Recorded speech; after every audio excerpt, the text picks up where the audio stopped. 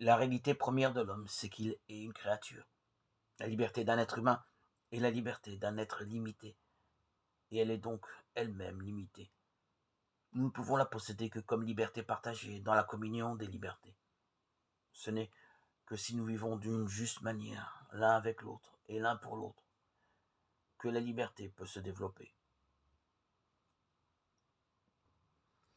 La liberté humaine ne peut exister et se réaliser que dans les relations avec les autres. Dès l'origine de toute vie humaine, dans le ventre de sa mère, chacun de nous est un être de qui tire son existence d'un autre, dont il a besoin pour vivre, au sein duquel il vit de manière très étroite, comme être avec, et qu'il constitue de manière irrévocable en être pour. Ce que l'enfant, dans le sein de sa mère, nous donne à voir, c'est l'essence de l'existence humaine, tout entière.